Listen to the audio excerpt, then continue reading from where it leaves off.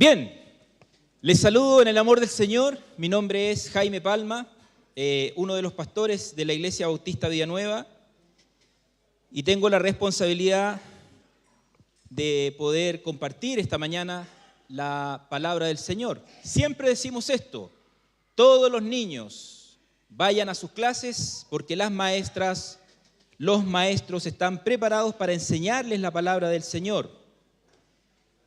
Y pregunta a la audiencia: ¿usted está preparado hoy día? ¿Viene con un corazón dispuesto? ¿Viene entregando sus problemas y conflictos al Señor? Preguntábamos delante si Minelsa estaba con nosotros congregadas y nos respondió en el chat de YouTube: gracias, mi querida iglesia. Eso es para usted. Ese gracias, ese agradecimiento de nuestra hermana Minelsa es para usted. Saludamos también a todos los hermanos que están en sus casas, producto de enfermedades, hoy día no pueden estar con nosotros, así que esperamos que la palabra del Señor también sea un aliento, ¿cierto?, en sus vidas. Podamos sentirnos fortalecidos por su palabra. Estamos hablando de animar en la aflicción. ¿Ha ido entendiendo el tema o no? ¿Ha ido entendiendo lo que hemos estado conversando durante todo el mes de agosto, prácticamente 4 domingos de agosto? Y hoy día nuevamente comenzamos, y hoy día vamos a cerrar el capítulo número 3.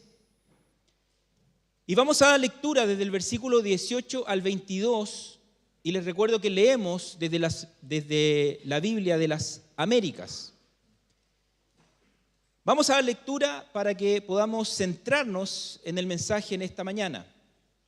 Dice así la palabra del Señor: porque también Cristo murió por los pecados una sola vez, el justo por los injustos, para llevarnos a Dios, muerto en la carne, pero vivificado en el Espíritu,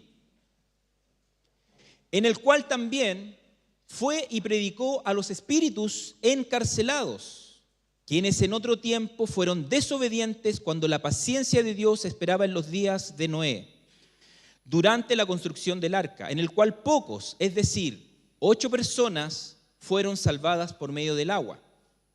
Y correspondiendo a esto, el bautismo ahora os salva, no quitando la sociedad de la carne, sino como una petición a Dios de una buena conciencia, mediante la resurrección de Jesucristo, quien está a la diestra de Dios, habiendo subido al cielo después que le habían sido sometidos ángeles, autoridades y potestades. Oramos. Gracias te damos, Señor, por esta mañana, donde podemos abrir tu palabra en libertad, donde te pedimos, Dios amado, que nos ayudes a estar concentrados en ella y que esta palabra, sin duda, pueda ser de edificación para nuestras vidas. Gracias te damos por tener esta instancia de poder alimentarnos espiritualmente. Oramos en Cristo Jesús. Amén. Estamos llegando a la última sección, capítulo 3.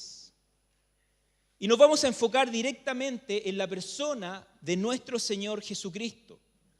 La obra que el Señor Jesucristo realizó.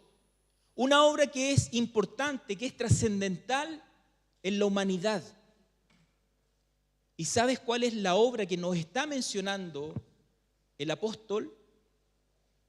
Y remeció mi corazón cuando lo leí.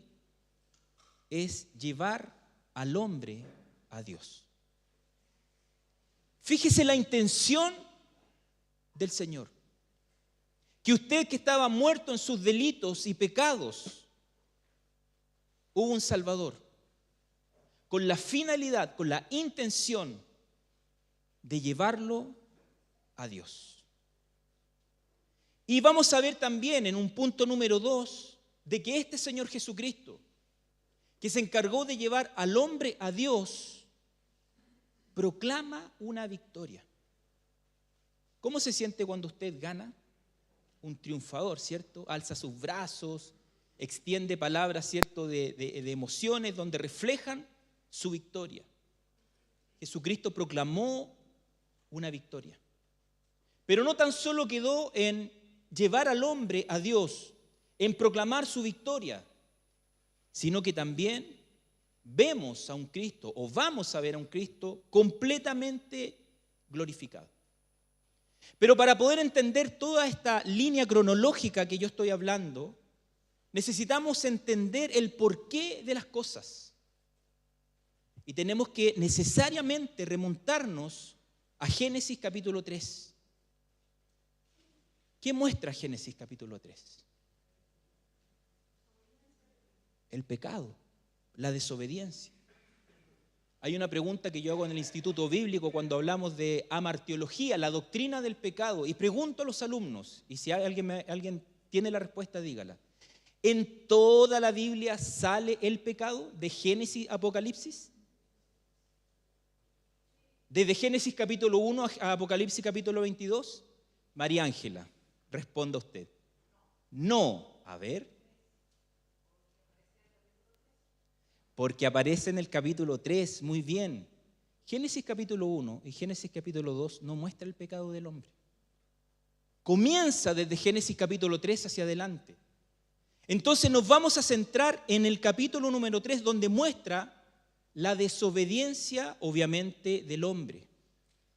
Y esta desobediencia trajo claramente consecuencias. ¿Qué consecuencias trajo? Nos vamos a enfocar en una: la muerte. Lo he dicho anteriormente, ¿qué es la muerte? Y he utilizado mis palmas, ¿cierto? Y he dicho que es una separación. Producto del pecado del hombre, el hombre se separó de Dios. Llevarnos al hombre a Dios para Jesucristo tuvo un costo altísimo. Número 1, Cristo lleva al hombre a Dios. El versículo 18 nos dice: porque también Cristo murió por los pecados una sola vez, el justo por los injustos, para llevarnos a Dios. La palabra ¿por qué? Es una conjunción que equivale obviamente a puesto que, dado que, ya que, y la idea viene obviamente del párrafo anterior. Vemos, ¿cierto? O mostramos a un creyente que está en aflicción, que a pesar de acciones de bondad, sufre. Pedro sigue con esta misma idea. Pedro sigue con esta misma enseñanza y habla acerca del sufrimiento encarnado en la persona de Jesucristo. Si yo le pregunto a usted, ¿Jesucristo murió? Usted me va a decir sí. Si yo le pregunto a usted, ¿Jesucristo sufrió? ¿Qué me diría usted? Sí. Porque también Cristo, entre paréntesis, así como ustedes, también sufrió y padeció. Cristo murió. Lo narra la Biblia. El sufrimiento de Cristo fue de tal forma que ninguna persona en esta vida ha logrado o va a lograr o va a alcanzar tal nivel de violencia y de sufrimiento. Cuando nosotros nos enfocamos en la cruz, cuando nosotros nos enfocamos en la crucifixión, entendemos que era una pena de muerte. Era una pena de muerte implantado, provisto por el Imperio Romano, y que se utilizaba 217 años antes de Cristo. ¿Quiénes alcanzaban la cruz? Los esclavos y todas las personas que no eran ciudadanas romanas. Cuando pensamos en la cruz, usted tiene que poner en su mente que era una muerte en extremo dolorosa. Era una tortura. Era con un alto nivel de crueldad y de humillación para las personas.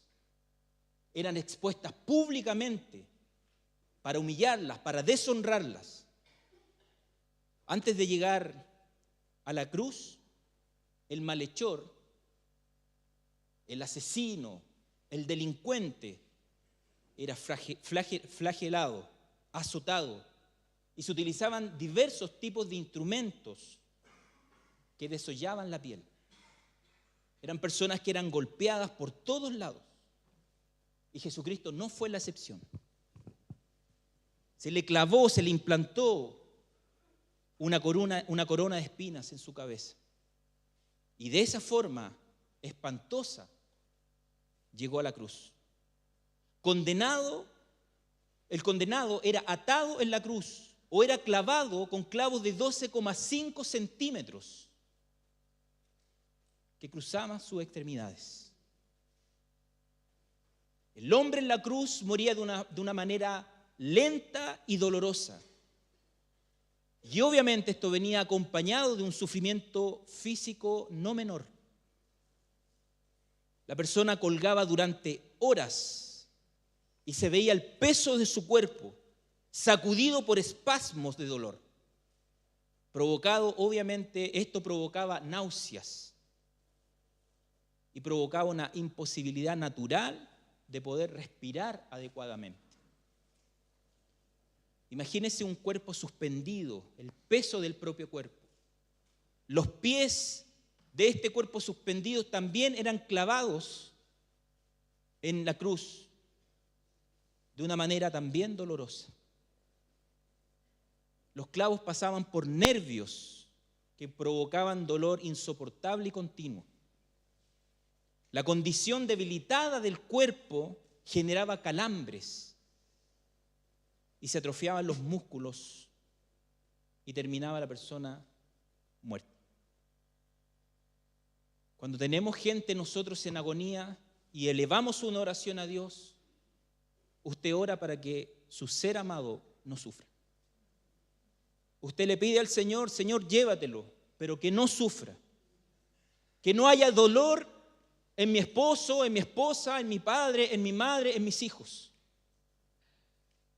Y el Señor Jesucristo sufrió por amor a usted y por amor a mí. Isaías 53 menciona palabras que estremecen el corazón cuando leemos mirando la cruz. Y dice que fue despreciado, desechado de los hombres, varón de dolores, experimentado en aflicción, y no lo estimamos. Llevó nuestras enfermedades, cargó nuestros dolores. Le tuvimos por azotado, herido de Dios y afligido. Mas Él fue herido por nuestras transgresiones. La palabra transgresión es pecado. Molido por nuestras iniquidades, pecado. Fue oprimido y afligido, pero no abrió su boca. Termina el texto diciendo, como cordero que es llevado al matadero y como oveja que ante sus trasquiladores permanece muda, no abrió él su boca. Esa muerte la llevó Jesucristo en la cruz. Un justo por un injusto. Cuando hablamos del Evangelio, hablamos de la buena noticia. Hablamos de Jesucristo, perfectamente justo, que murió claramente de una manera terrible por hombres completamente injustos y proveyó así la redención. Pagó el precio por el rescate suyo para el hombre. La desobediencia, obviamente, del representante de la humanidad, Génesis capítulo 3, en el Edén, trajo consigo la muerte. Muerte que nos separa de Dios. El pecado se gestó en el Edén. Desobedecieron al mandato de Dios, que era un mandato claro, específico. Siempre manifiesto y digo, el hombre fue puesto en el Edén de manera inocente, pura, santa, en perfecta comunión con Dios. Y cuando en antropología hablamos del ser, reúne 3 características que usted se las sabe. Inteligente, tiene la capacidad, ¿cierto? Es un ser inteligente. Tiene emociones y también tiene voluntad. Es decir, la capacidad de decidir. El mandato de Dios era claro y específico. Con la claridad que ellos tenían y la inteligencia que ellos tenían, sabían que no debían comer de ese árbol. Pero su voluntad fue distinta. Desobedecieron el mandato de Dios, que Dios había dispuesto para el hombre. ¿Cuál era? No comer del árbol del conocimiento del bien y del mal. Separado de Dios, el hombre. producto del pecado. Pero esta muerte tiene solución. En tus obras, en tus recursos, en tu inteligencia, en tus capacidades. No, no. Única y exclusivamente en la persona de Jesucristo. Aquel que se entregó por amor, aquel justo que dio su vida. Y justo tiene significado de sin malicia, incontaminado. Cristo es absolutamente santo. Cristo es completamente sin pecado y separado del pecado. Esta muerte espiritual que se gestó obviamente en el Edén trajo un problema. Esta separación con Dios. Y como Adán, representante de toda la humanidad, todos pecaron. Romanos 5:12 dice, por tanto el pecado entró en el mundo por un hombre y la muerte por el pecado. Así también se extendió a todos los hombres, porque todos pecaron. ¿Es claro el texto, no? Usted tiene inteligencia. Entiende lo que el texto dice. Romanos 6:23 dice, porque la paga del pecado es muerte, pero la dádiva de Dios es vida eterna en Cristo Jesús, Señor nuestro. Estos dos textos nos hablan de la injusticia del hombre. La obra de Cristo fue única y completa. Cristo fue la ofrenda perfecta, voluntaria y de acuerdo con el propósito perfecto también del Padre, que se gestó desde antes de la fundación del mundo. Jesucristo sobre su cuerpo llevó el castigo de los injustos. ¿Qué es lo que hace Pedro? Anuncia el porqué de esta muerte, pero da la solución.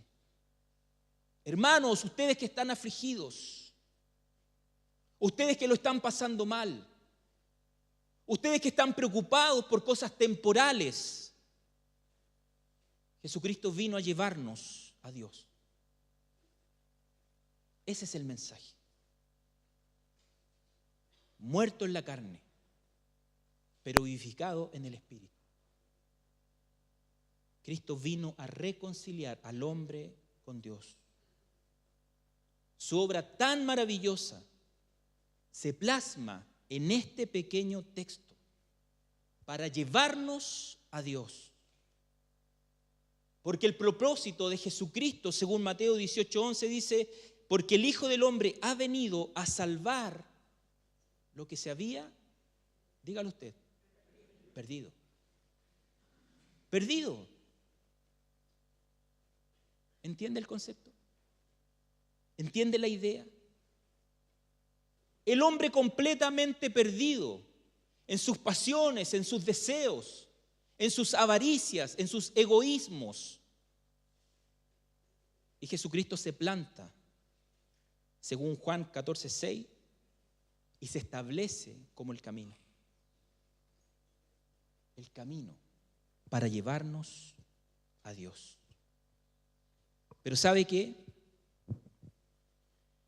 En este mundo perdido, los hombres desconocen el mensaje del Señor. No, Cristo no es el camino. En este mundo perdido, los hombres niegan a tomar al Señor como su Salvador. Niegan su existencia, niegan su obra, niegan su sacrificio, niegan su resurrección y niegan la vida eterna. Piense usted o piense en usted antes de llegar a Cristo. También lo negaba, hasta que fue convencido por el Espíritu Santo para poder reconciliarse con Dios. ¿Por qué? Porque Cristo nos lleva a Dios. El Salmo 14:1, el necio ha dicho en su corazón, no hay Dios. Se han corrompido, han cometido hechos abominables. No hay quien haga el bien. muertos espiritualmente, separados de Dios. Pablo a los romanos dice, no hay quien busque a Dios, todos se han desviado. ¿Entiende que en el hombre no hay nada bueno? Que necesitamos de Dios como el camino. Seguir sus pisadas, lo vamos a ver más adelante en esta misma carta. Tarea. ¿Ha hecho las tareas o no? ¿Ha leído los libros que le he dicho? Vamos a hacer tareas para los salvos, para los creyentes. Lea Romanos capítulo 6 durante esta semana. Léalo. Sea obediente al consejo. Nútrase de la palabra del Señor a través de Romanos capítulo 6. Porque este texto va a hablar acerca de morir al pecado y de llevar una vida justa. Y si en esta audiencia hay personas no creyentes que han negado al Señor, se lo digo con todo respeto y humildad, que una vida sin Dios es una vida perdida. Yo lo estoy diciendo, pero la información la extraigo de la palabra. Una vida distanciada de Dios es una vida sin un rumbo hacia Dios. Es un camino de perdición, y escúcheme bien, eterna. Eterna. No es lo temporal de los 60, 70, 80, 90 o 100 años que va a vivir. Es eterna. Y usted me dice, pastor, yo estoy perdido. ¿Qué debo hacer? Conversemos al final del culto. Conéctese en el WhatsApp de la iglesia y conversemos. Dialoguemos. Porque así como un día el Señor me llevó a Dios, tenemos los recursos en esta iglesia y el conocimiento y los dones y los talentos de muchos hermanos y hermanas para conducirlos al Señor. Número 2, proclamó su victoria, en el cual también fue y predicó a los espíritus encarcelados, quienes en otro tiempo fueron desobedientes cuando la paciencia de Dios esperaba en los días de Noé, durante la construcción del arca, en la cual unos pocos, es decir, 8 personas, fueron salvadas por medio del agua. Cuando usted lee la Biblia, ¿usted entiende que esa es la palabra de verdad?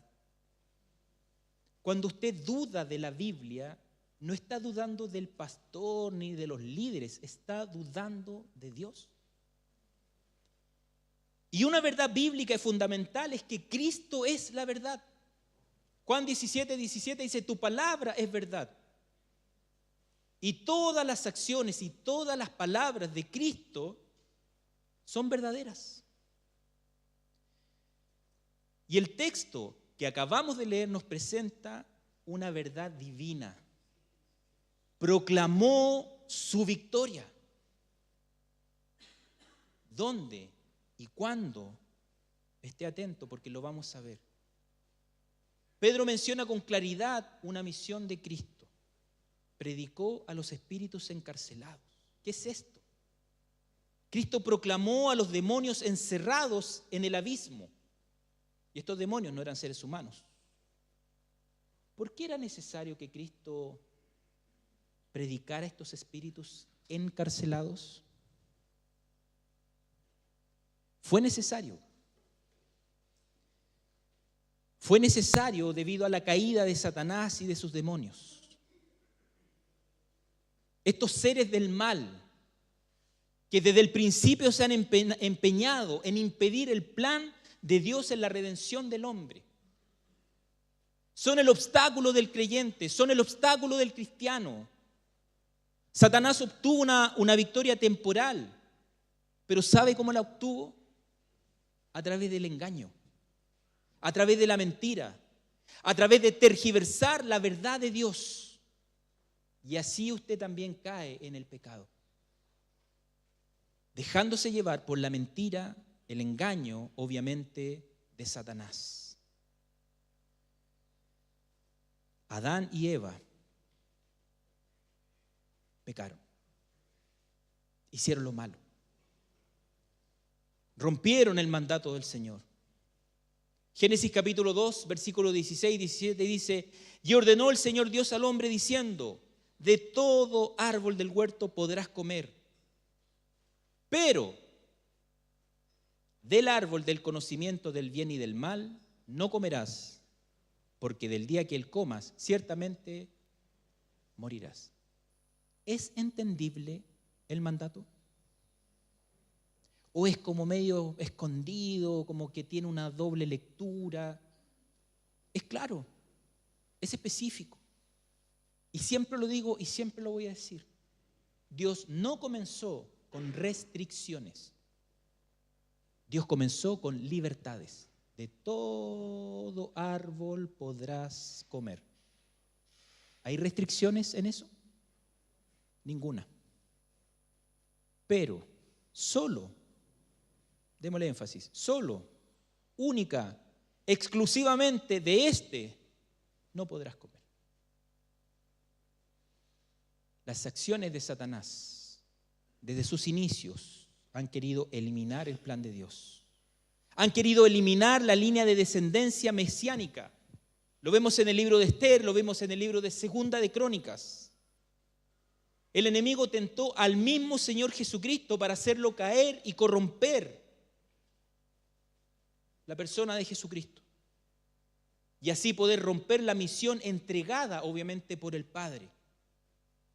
Motivó a los líderes religiosos de ese tiempo para generar disturbios y hacer fracasar el plan de la cruz. Llevó al Señor a la cruz injustamente. Mintió utilizando a los líderes religiosos motivados por un corazón perverso y que dijesen que los soldados los soldados dijeran que el cuerpo de Cristo había sido robado. Engaños, mentiras para romper el plan de Dios. Pero Cristo tiene la firmeza de decir: voy a llevar al hombre a Dios. Los espíritus encarcelados a los que Cristo dirigió sus palabras son aquellos demonios que se cometieron actos aberrantes descritos en Génesis capítulo 6. Versículo 1 dice: y aconteció que cuando los hombres comenzaron a multiplicarse sobre la faz de la tierra y les nacieron hijas, los hijos de Dios, traducidos, ¿cierto?, estos seres espirituales, vieron que las hijas de los hombres eran hermosas y tomaron para sí mujeres de entre todas las que les gustaban. Esto está descrito en Génesis capítulo 6. Estos seres espirituales, ¿cierto?, están encarcelados en el abismo por haber desobedecido en los días de Noé. Cohabitaron con mujeres por un intento de Satanás de corromper el género humano y así frustrar la redención. ¿Se da cuenta que no es a usted nomás que le pasan cosas? Que Satanás no está ensimismado solamente en usted. Es él, desde siempre ha querido corromper el plan de Dios. Estos seres que están en el abismo son seres malvados, perversos, de todos los ángeles caídos. Judas los menciona en su carta donde dice que no conservaron su señorío original y abandonaron su morada legítima. El juicio a estos demonios fue quedar en prisiones eternas, esperando el juicio del gran día. Entendemos que el pecado se manifiesta en estos pasajes porque habla, ¿cierto?, de pecados sexuales, donde ellos dejaron su dominio angelical para entregarse a este tipo de pecados y de aberraciones.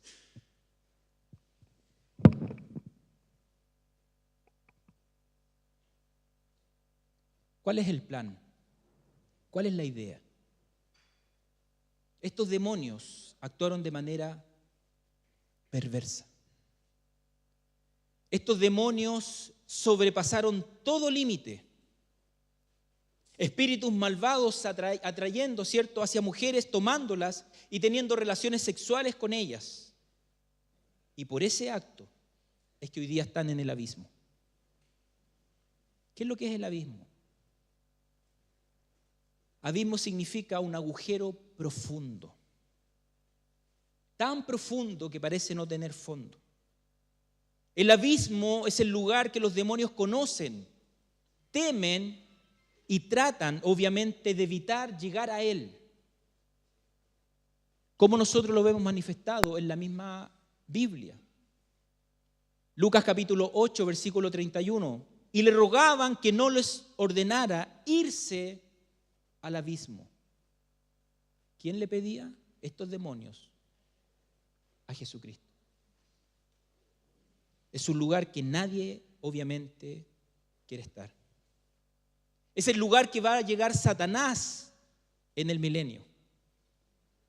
Apocalipsis capítulo 20, voy a leer solamente el 2 y un poquito del 3. Prendió al dragón, la serpiente antigua, que es el diablo y Satanás, y lo ató por 1000 años y lo arrojó al abismo. La proclamación que Jesucristo hizo a los demonios es enteramente importante. ¿Por qué es importante que Cristo haya proclamado su victoria a estos demonios? Porque muestra la autoridad suprema de Jesucristo, que con todo el poder que el mismo Señor tiene, descendió al abismo, enfrentó a los demonios y manifestó y proclamó su victoria. Un lugar donde nadie quiere ir. Cristo va a resucitar. Y el Señor enfrentó a estos espíritus encarcelados, estos demonios que están confinados, y les dio a conocer su victoria sobre el pecado. ¿Por qué? Porque murió justo. Y sobre la muerte. ¿Por qué? Porque les anunció que iba a resucitar. Gloria a Dios, ¿o no? Cristo proclamó su victoria, hermanos. A los mismos demonios que quisieron perjudicar el plan de Dios. ¿Por qué es importante proclamar esta victoria a los demonios? Porque muestra a Cristo puro, santo y sin pecado. Cristo no tiene relación con el pecado. Se manifestó frente a estos demonios, proclamando obviamente su victoria frente a esta obra de maldad. ¿Qué nos muestra la Biblia con la victoria de Cristo? En la cruz dice unas palabras maravillosas que usted conoce. Consumado es. Tetelestai en griego. Pagado por completo. ¿Entiende? ¿Entiende la riqueza del texto? ¿Entiende la profundidad de la obra de Jesucristo? Pagado por completo. Cuando Cristo dijo esas palabras, estaba declarando que la deuda con su Padre estaba saldada, cancelada totalmente y permanentemente y para siempre. No es que Jesús haya saldado una deuda que Él tenía con el Padre, sino que eliminó la deuda del hombre que tenía con Dios, producto del pecado. Porque Cristo quiere llevar al hombre a Dios. Vemos en el Antiguo Testamento cómo se completó también en la persona de Jesucristo más de 300 profecías entre Génesis y Malaquías referente al ungido, de pagar la deuda, de tener que poner la sangre para salvar al hombre. Génesis capítulo 3, versículo 15 dice: y él te herirá en la cabeza y tú le herirás en el calcañar. Jesucristo resucitó al tercer día, lo proclamamos, lo recordamos hoy día en la cena del Señor, rompiendo el poder de la muerte y obteniendo la victoria. Pero ¿sabe qué? Una victoria definitiva. Con la cruz Jesús hirió la cabeza del diablo, derrotándolo para siempre. El golpe en el calcañar del Señor era una imagen de la herida y la muerte de Jesús en la cruz. Satanás hirió el calcañar de Jesús, pero Jesús demostró su completo dominio sobre Satanás, al herirlo, obviamente, en su cabeza. Proclamó victoria. Lo vemos triunfador. Y vemos que también ángeles caídos, que no están en el abismo, que andan sueltos, fueron testigos de la resurrección de Cristo. Pero habían sido testigos también de su muerte. Y habían sido testigos de su sepultura. Y pudieron observar cómo hoy día la tumba está vacía. Vino a proclamar victoria. Los demonios vieron el recorrido de Jesucristo, desde que fue apresado hasta que fue puesto en la cruz. Fueron testigos de los azotes, de los golpes, de los escupitajos, de las ofensas, de las provocaciones. Pero aún así, Jesucristo se enmudeció y cumplió su labor. Y Pablo dice con seguridad, con un argumento poderoso, Primera de Corintios capítulo 5, versículo 55, ¿dónde está, oh muerte, tu victoria? Si Cristo la venció. ¿Dónde, oh sepulcro, tu aguijón? Si Cristo lo venció. ¿Dónde? Cristo proclama victoria.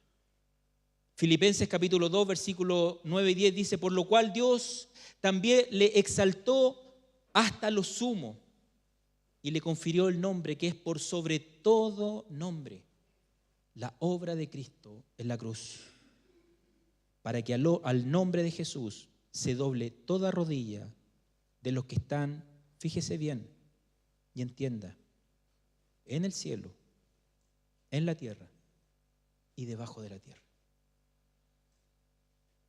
Todo se rinde ante los pies de Cristo. Todo, absolutamente. Porque Él es supremo. Un triunfo total, un triunfo absoluto de Cristo.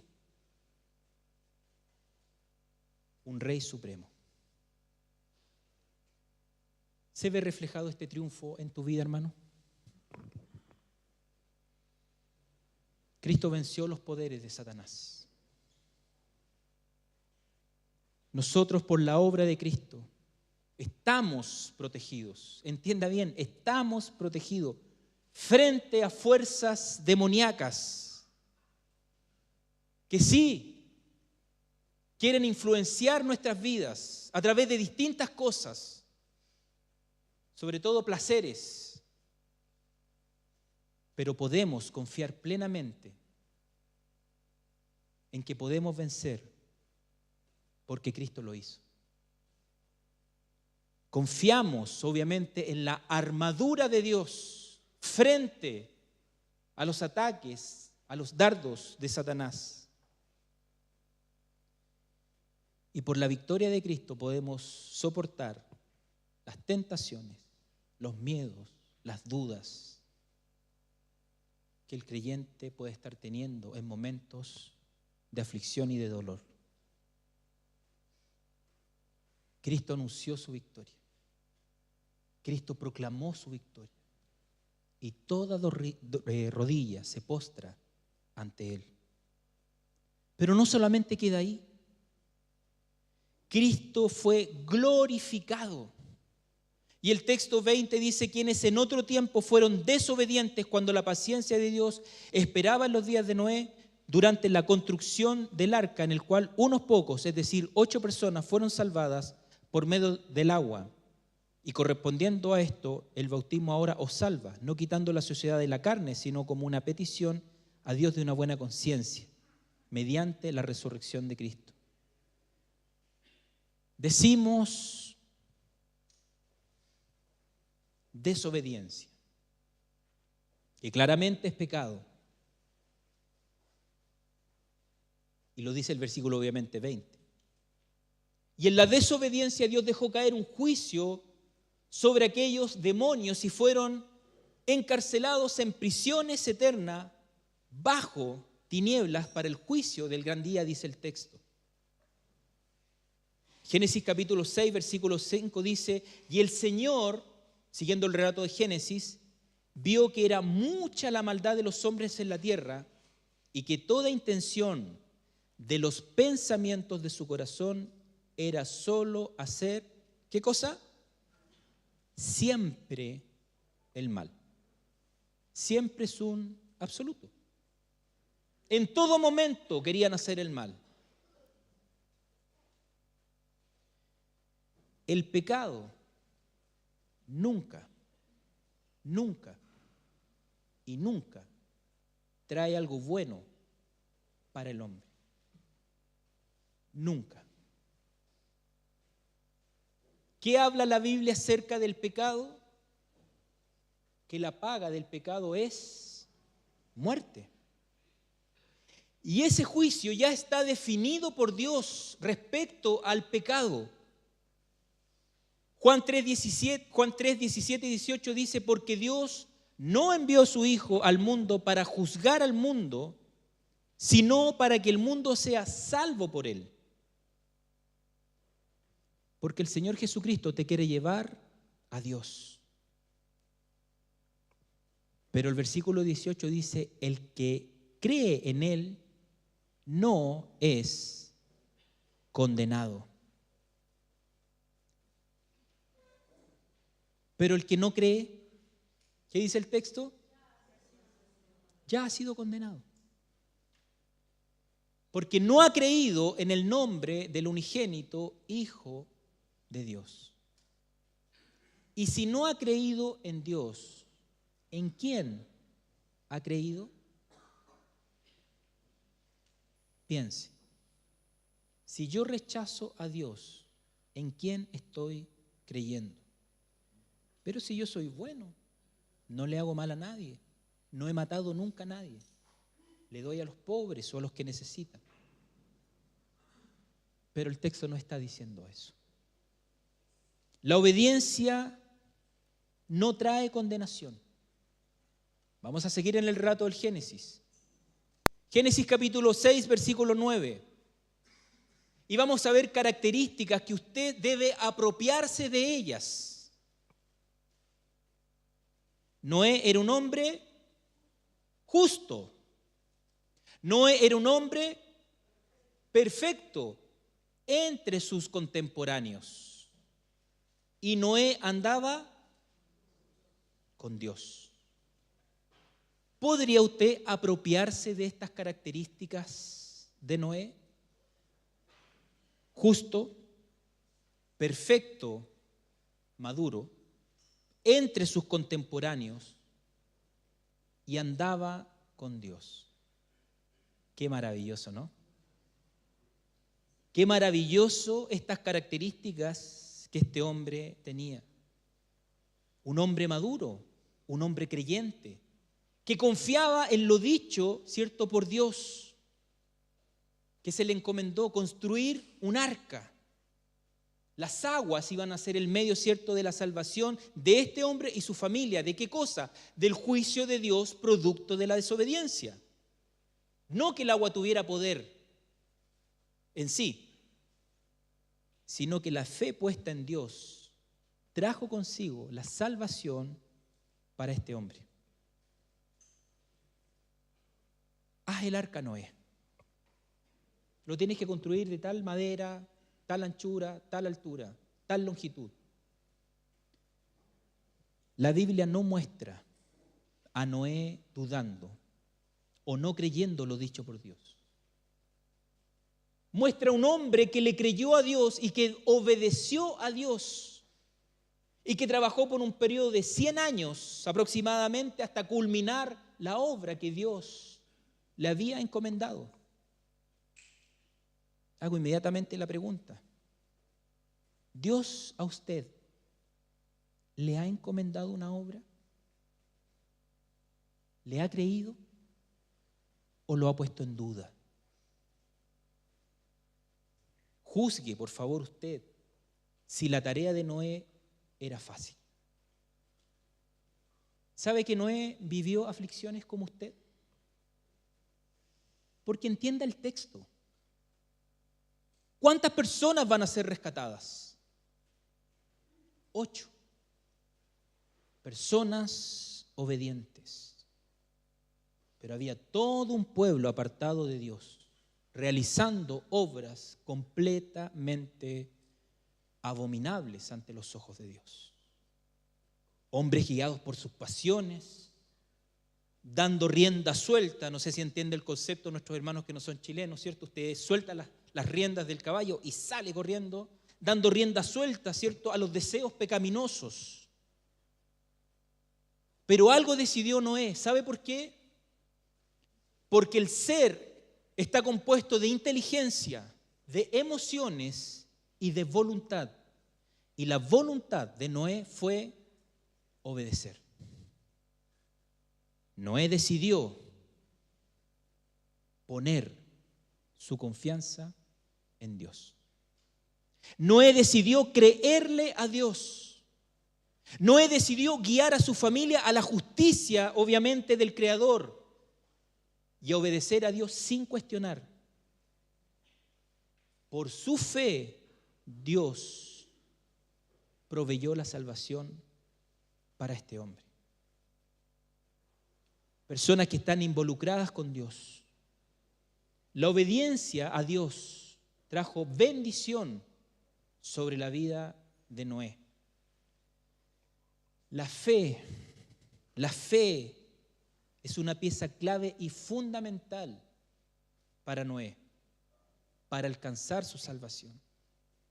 Y fue destacado en el Nuevo Testamento, Hebreos capítulo 11, un capítulo que habla de fe. Versículo 7 dice: por la fe, Noé, siendo advertido por Dios acerca de cosas que aún no se veían, con temor preparó un arca para salvación de su casa, por la cual condenó al mundo y llegó a ser heredero de la justicia que es según la fe. Cuando nosotros leemos este texto, nos damos cuenta que Noé fue advertido por Dios. Le hago la siguiente pregunta: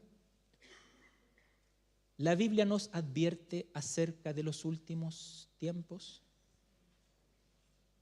Claramente. Noé, por la fe, preparó un arca. ¿Dónde debiera estar puesta su fe para alcanzar la salvación? En Cristo. Noé, por su fe, fue heredero de la justicia de Dios. Su fe puesta en Cristo Jesús lo hace heredero de la justicia de Dios.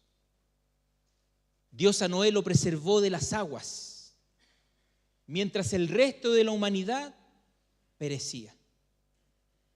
Noé y sus hijos son claramente un símbolo de la salvación de Jesucristo. Es quien preserva al creyente sin peligro hasta el día del juicio de Dios sobre los pecadores.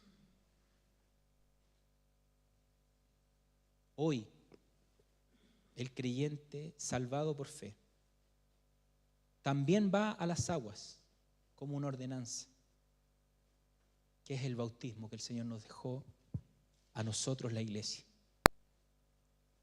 28 de septiembre, hermanos de nuestra congregación, que en algún momento de sus vidas fueron convencidos por el Señor que eran pecadores y rindieron sus pies a Cristo, tomaron la decisión de pedir perdón, de arrepentirse y de decirle: Señor, perdóname. Como dice el salmista, he hecho lo malo ante tus ojos. He pecado contra el cielo y contra ti. Pero tómame como tu hijo. En algún momento de sus vidas tomaron esa decisión.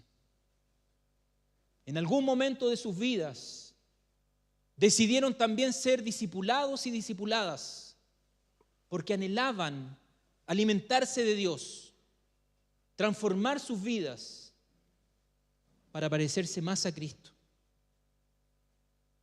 Y cuando hablamos del bautismo, ellos también decidieron: yo quiero ser obediente a la ordenanza de Dios. Yo quiero ir y me quiero sumergir en las aguas para mostrarle a la iglesia, que sean los testigos del cambio, de mi renovación, de que he pasado de muerte a vida, de las tinieblas a la luz, del lamento al baile. Y hermanos, han tomado esa decisión. Nos vamos a presentar ese 28 en las aguas, personas que confesaron su pecado, personas que se arrepintieron y que proclaman a Jesucristo como Señor y Salvador de sus vidas. Porque así como Noé se identificó con Dios, estos hermanos se han identificado con Cristo en su muerte, en su sepultura y en su resurrección. Estos hermanos van a decir: ya no pertenezco a este mundo perdido, hoy día pertenezco al Señor, quien me da obviamente la vida eterna.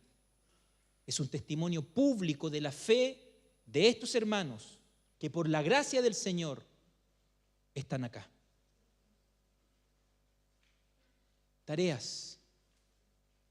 Lucha, hermano, por alcanzar las características de Noé. Lucha por ser un hombre y una mujer justo en Cristo. Lucha por ser perfecto, por ser maduro entre tus contemporáneos. Y anda día a día con Dios. Día a día. Tarea para nuestras visitas. Aquellas visitas que no son salvas por la fe. ¿Quieres ser salvo?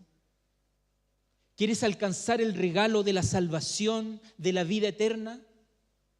Querido amigo, visita, no es por tus obras, no es por tu religión, no son por tus tradiciones, es por la fe puesta en nuestro Señor y Salvador Jesucristo.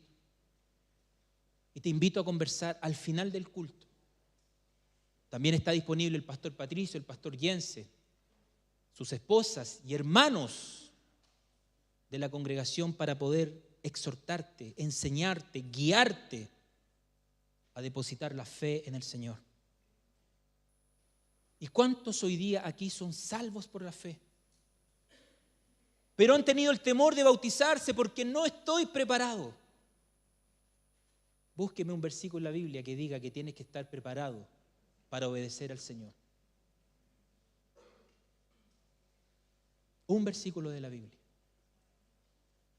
Que tienes que pasar por instituto y conocer la Biblia de tapa a tapa para poder llegar al bautismo. Si lo que estás tomando es una decisión en obediencia a Dios para seguir a Cristo con todas tus debilidades. Todas. Porque en Cristo somos fortalecidos. Porque en Cristo somos animados. Porque en Cristo somos victoriosos. Eso es lo que proclama el bautismo. Eso es lo que hace las aguas. Que me identifico con el Señor y renuncio a este mundo de pecado y de maldad. Hoy día tenemos una cena. Hoy día se ha preparado el jugo de la vid y se ha preparado una galleta. La mesa, como cada domingo, del primer domingo de cada mes está preparada, está servida. Faltan los comensales. Faltan personas que quieran compartir la mesa. Y vamos a compartir haciendo la conclusión de esta enseñanza con parte del versículo 21-22 del capítulo 3. Mediante la resurrección de Jesucristo, que hoy día nosotros nos sentamos a la mesa. Y este Jesucristo glorificado, y gloria a Dios por ello, ¿sabe dónde está? ¿Qué dice el texto? A la diestra, versículo 22, a la diestra de Dios. Vencedor, victorioso, supremo, habiendo subido al cielo, después que le habían sido sometidos ángeles, autoridades y potestades. ¿Qué vemos aquí, hermanos? La plenitud de la obra de Cristo. Un Jesús exaltado, sentado a la diestra de Dios, donde todo está sometido a Él. Todo está sujeto a Cristo. A pesar de que Jesús sufrió tremendamente. Y por eso es que lo quise graficar de la mejor manera posible. A pesar de que Jesucristo sufrió, obtuvo la victoria. Y somos más que vencedores en Cristo Jesús. La cena está, hermanos, servida. Si eres salvo por la fe, por la gracia del Señor, no te restes, no te restes. Si estás bautizado por inmersión, no te restes, no te restes. Si estás en comunión con el Señor, no te restes. Vamos a orar, a tener un tiempo de oración íntima entre usted y su Señor. Y cuando le vemos esta oración, si usted va a tomar la cena, le pido que por favor se ponga en pie y yo voy a terminar la oración. Oramos.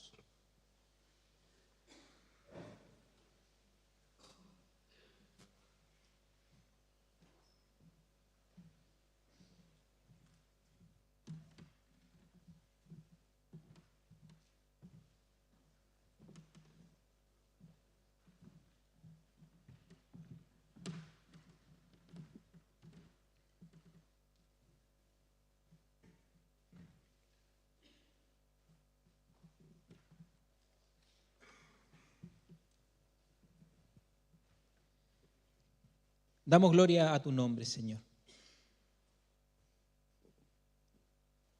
Por la maravillosa obra en la cruz que no logramos muchas veces entender el sacrificio, el dolor, el sufrimiento.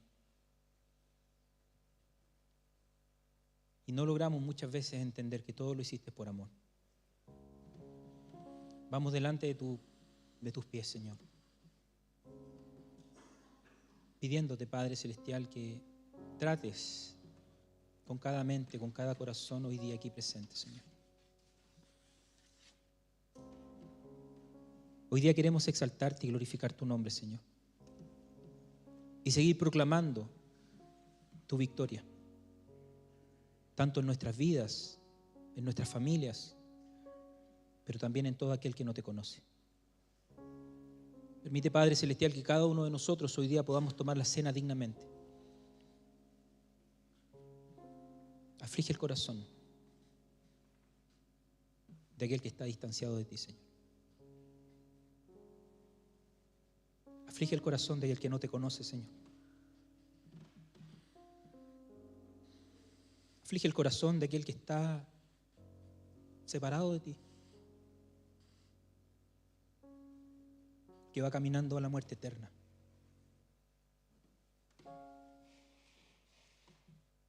Aflige el corazón de aquel que no es salvo, estando en este lugar o a través de YouTube. Para no que por nuestras palabras, sino que por el convencimiento del Espíritu Santo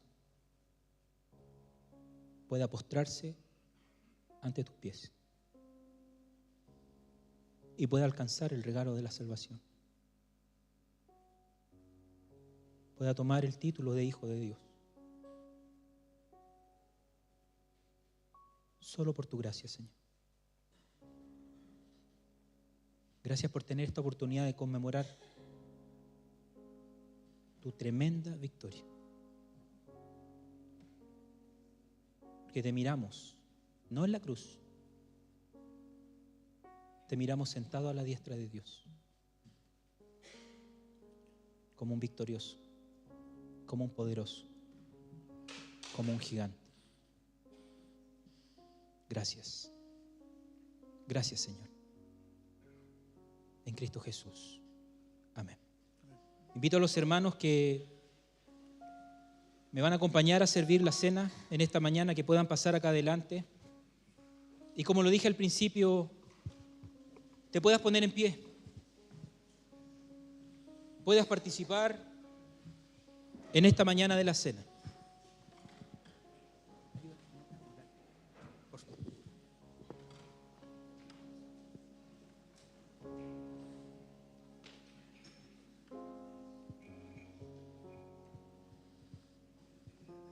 ¿Qué es lo que nos anuncia la Biblia? La Biblia nos comenta que la noche en que el Señor fue entregado, estaba con sus discípulos en torno a una mesa. Una mesa que quizás fue un lugar de reflexión, de miradas, de pensamientos, de emociones. Y en ese lugar íntimo, como hoy día lo estamos con el Señor, donde tu mente y tu corazón están puestos en Cristo, no en lo que está pasando a tu lado, no en el problema, en el conflicto que estás viviendo, sino que está puesta en Dios. Cristo tomó el pan y lo partió. Y nos dejó como símbolo ese pan que es su cuerpo. Y ese cuerpo, ¿qué es lo que pasó? Fue molido por nosotros. Esa misma noche comenzaría el sufrimiento del Señor Jesucristo que hemos relatado, para que usted hoy día obtenga esa salvación. Esta galleta que tenemos acá es un símbolo, representa el cuerpo de Cristo, es un símbolo. Vamos a pedirle a los hermanos que pasen por sus lugares y usted siga en comunión plena con el Señor.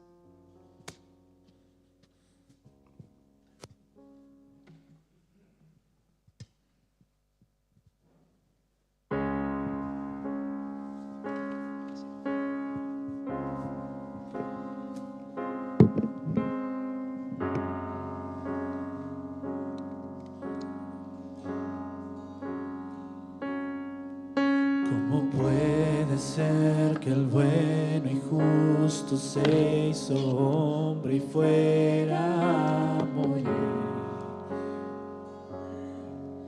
por el más vil pecador?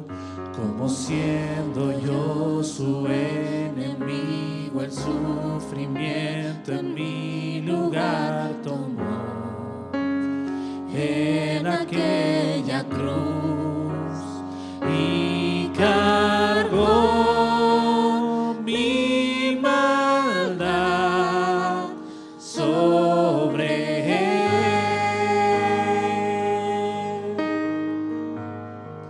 Su rectitud por la fe mía es.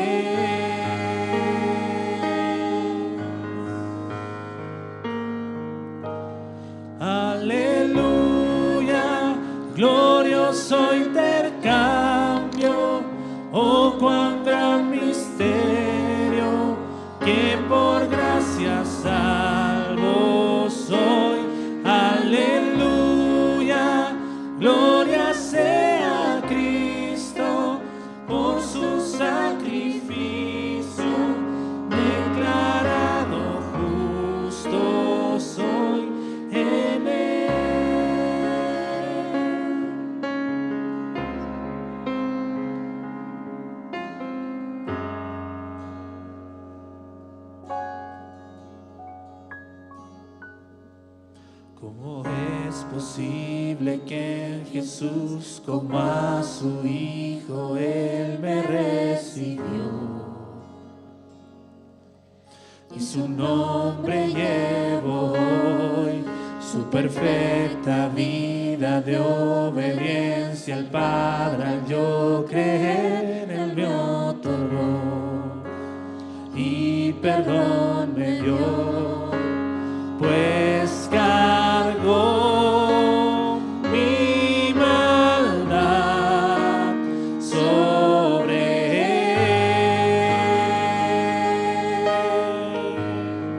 Su rectitud por la fe mía es.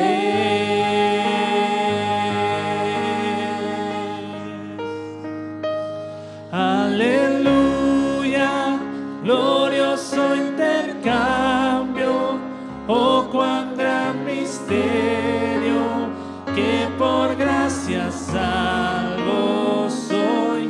Aleluya, gloria sea a Cristo, por su sacrificio, declarado justo soy en él.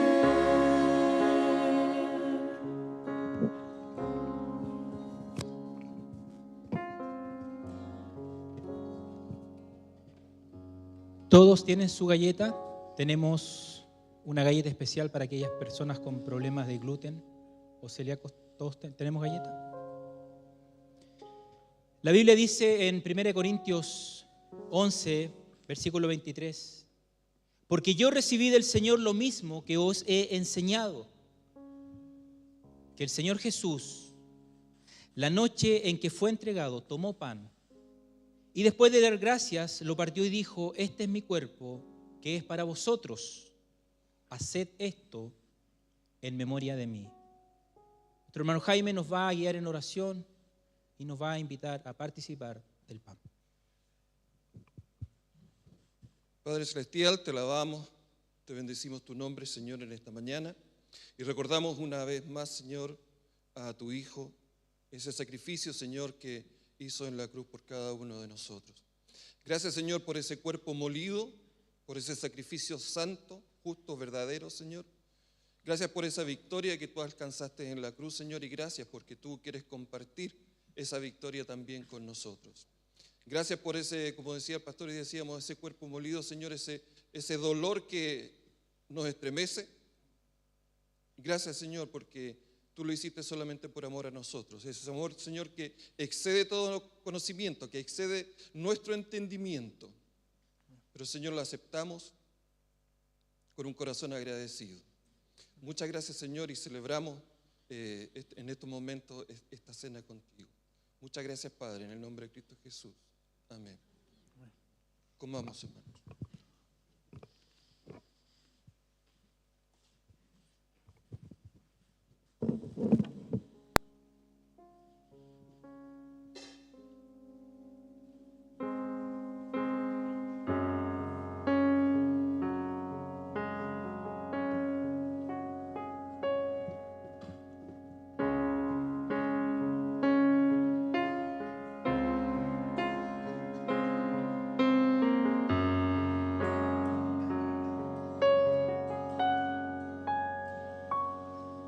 ¿Cómo puede ser que el bueno y justo se hizo hombre y fuera a morir por el más vil pecador? Como siendo yo su enemigo, el sufrimiento en mi lugar tomó en aquella cruz y cargó mi maldad sobre él. Su rectitud por la fe mía es.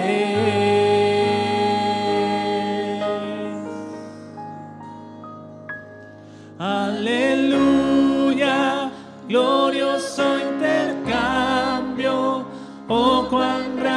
misterio, que por gracia salvo soy. Aleluya, gloria sea a Cristo, por su sacrificio, declarado justo soy en él.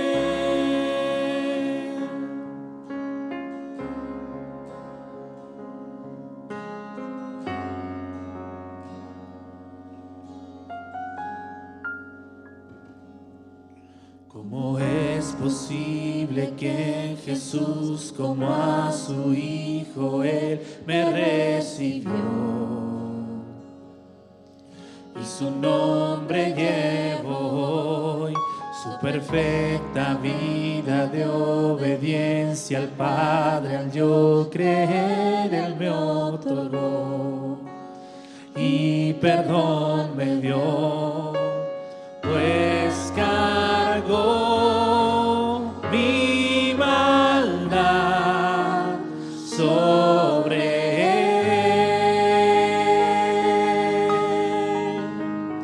Su rectitud por la fe mía es.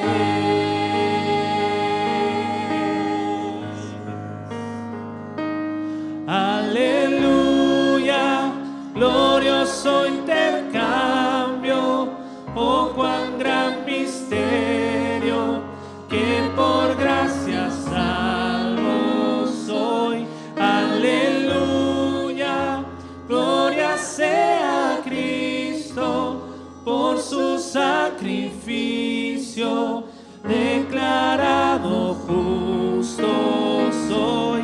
Aleluya, glorioso intercambio, oh cuán gran misterio, que por gracia salvo soy. Aleluya, gloria sea a Cristo, por su sacrificio, declarado justo soy en él.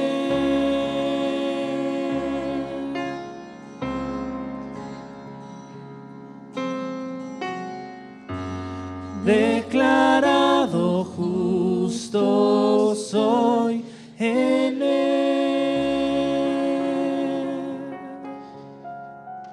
Por su sacrificio, declarado justo, soy en él.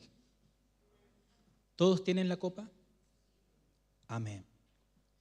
Esa misma noche Jesús tomó una copa, mirando a los ojos a sus discípulos, teniendo este tiempo de comunión, de diálogo, dio gracias. Se las dio y dijo: bebed todos de ella. La sangre es derramada para el perdón de los pecados.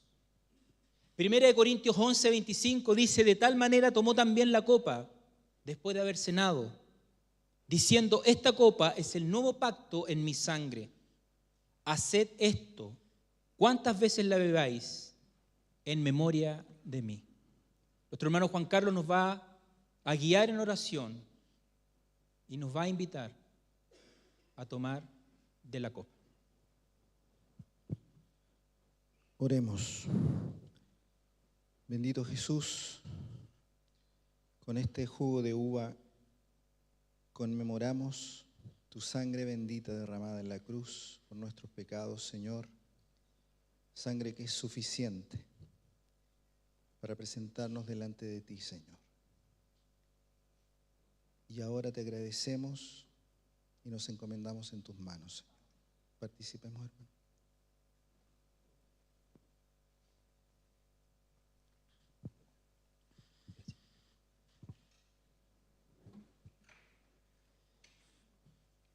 Cristo dijo a sus discípulos, siguiendo con el relato en el 1 Corintios capítulo 11, versículo 26.